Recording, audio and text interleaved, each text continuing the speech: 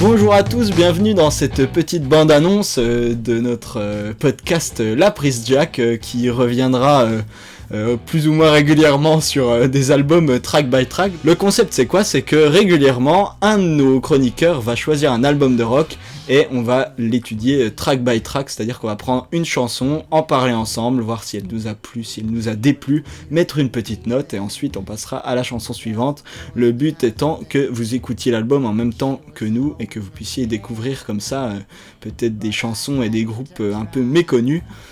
Voilà, donc pour faire ça avec moi nous aurons Marie. Comment ça va Marie ? Mais ça va très bien Nils, merci pour l'invitation. Merci à toi, c'est un plaisir. Alors Marie, est-ce que tu peux nous parler un peu de toi ? Qui es-tu ? Alors je m'appelle Marie, j'ai 28 ans. Je vis dans un secteur très reculé de la montagne en région Rhône-Alpes. J'adore les sushis. Est-ce que tu as un sushi préféré alors ?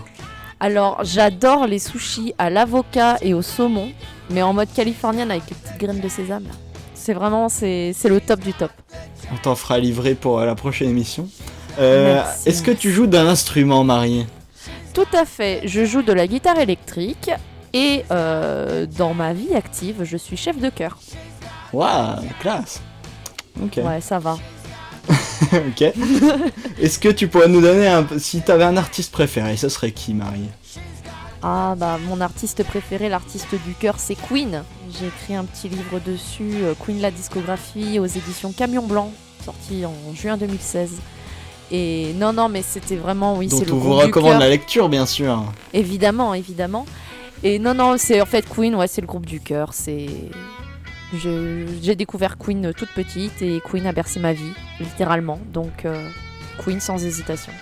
Ok, et pour être un peu moins gentil, est-ce que t'as un artiste détesté que vraiment tu ne supportes pas ? Alors, je déteste, c'est peut-être plus humain que musical, mais Oasis, c'est vraiment pas possible. Je déteste Liam Gallagher et en fait, même toutes les compositions, je trouve que c'est surcoté. Je préfère largement écouter Blur. Et voilà. Non, Oasis. Ok, ben voilà, on vient de se mettre à dos 50% de nos auditeurs. Tout à fait, Mais bonjour les fans d'Oasis, je vous aime quand même. Mais c'est un peu le but de ce podcast d'insulter les gens, hein. Tout à fait, Alors, tout à fait. de mauvaise foi en tout cas.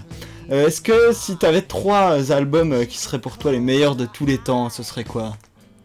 Bon, c'est un peu cliché pour Queen, mais Night at the Opera de Queen, sans hésitation. Infestissumam de Ghost. Et numéro 3, on va dire Hunky Dory de David Bowie.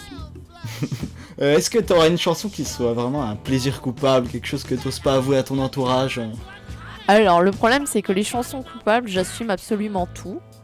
Mais je pense que certaines personnes rigoleront un petit peu si je cite Ne partez pas sans moi de Céline Dion, qui est quand même mon petit plaisir coupable, dont je connais toutes les paroles par cœur et j'adore cette chanson, c'est trop bien. Dans la voiture, c'est trop cool. Ok, donc Céline Dion.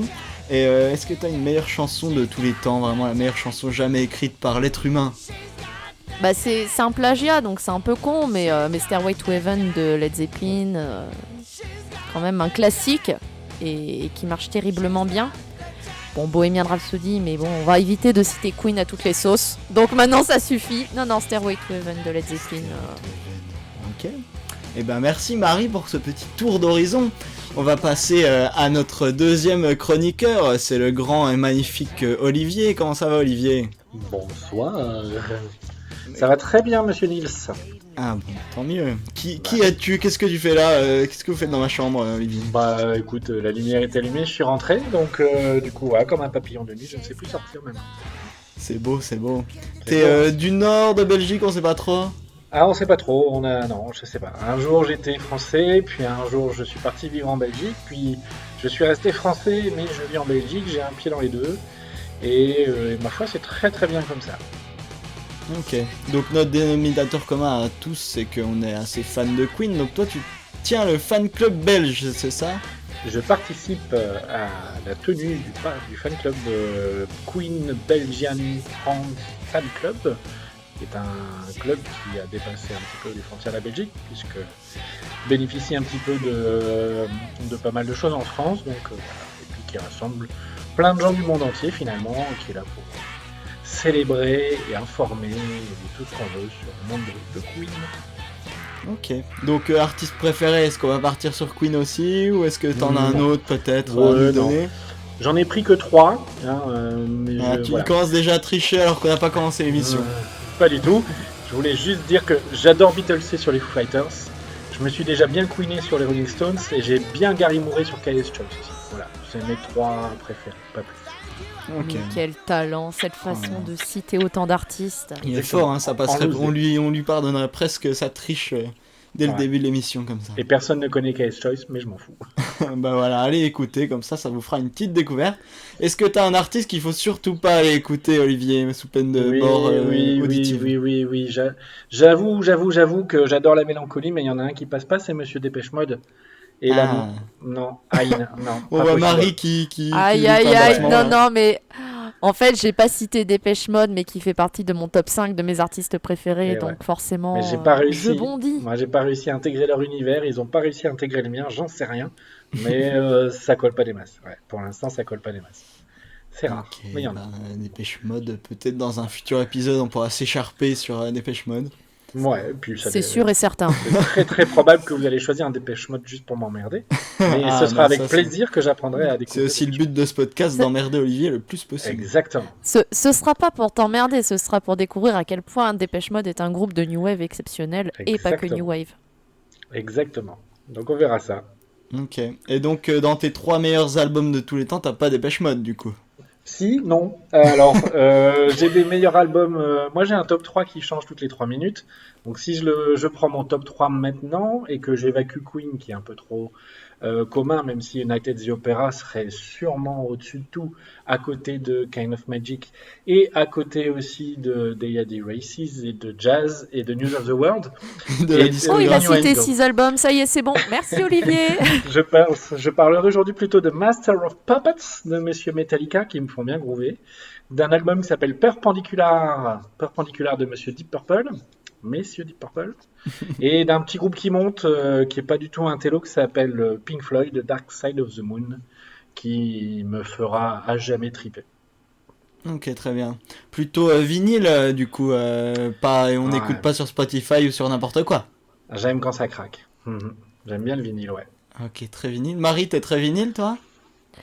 J'ai une petite collection de vinyles, alors pas oufissime, hein. Je suis pas comme Olivier, mais j'avoue que dès que j'ai un album que j'aime, je l'achète en vinyle. Mais j'écoute sur Spotify d'abord. Ok, très bien. Enfin, sur une plateforme de streaming audio. Qu'on ne peut pas citer pour ne pas faire de publicité ce soir. Qu'on ne citera pas et qui a un logo tout vert, voilà. Alors, on est obligé de citer 2 autres marques, donc Deezer et Nutella. Nutella. Les meilleures plateformes d'écoute, Deezer et Nutella.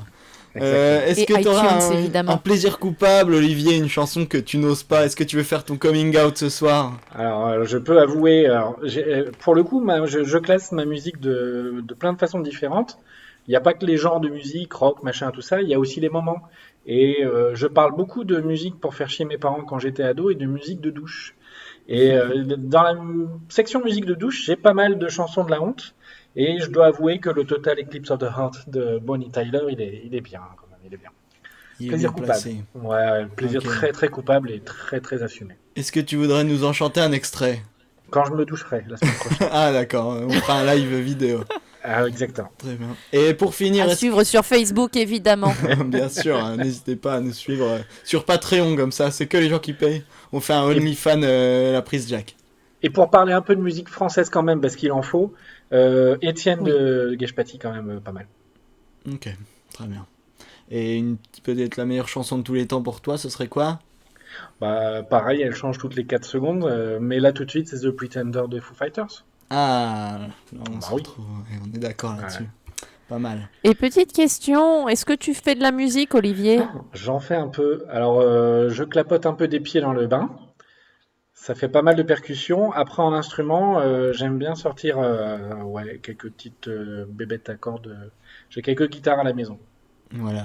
Tu fais partie des gens qui sont pas assez talentueux et qui du coup rachètent des guitares pour pallier le fait qu'ils ont pas de talent. Ouais, c'est ça, j'en mets partout pour me convaincre que je sais en jouer, mais non. Mais j'en mets partout. Ok, J'aime bien. d'accord. Bah, c'est comme J'en les mets disques partout des guitares, hein. traditionnels. Oui, oui, bien sûr. Bien Ah sûr, oui, bien sûr. d'accord. Eh ben merci Olivier pour toutes ces précisions. Avec nous, on a aussi Emma. Comment ça va, Emma? Bah, ça va très bien, Nils. Ah bah génial. Alors, est-ce que toi tu joues d'un instrument? Est-ce que t'en mets partout comme Olivier? Je joue de l'harmonica et j'ai fait de la batterie. Je n'en fais plus actuellement. Ah, sympa. Ok. Les voisins t'ont dit d'arrêter? Ouais, ils étaient un peu trop jaloux de mon talent. Ouais, bah je comprends. Est-ce que t'aurais qui es-tu déjà, Emma? Raconte-nous ce que tu fais là. Qui suis-je? C'est une bonne question. Bah écoute, j'ai 26 ans, je vis à Rennes, je suis étudiante en histoire de l'art et j'aime le rhum. Ah, pas mal.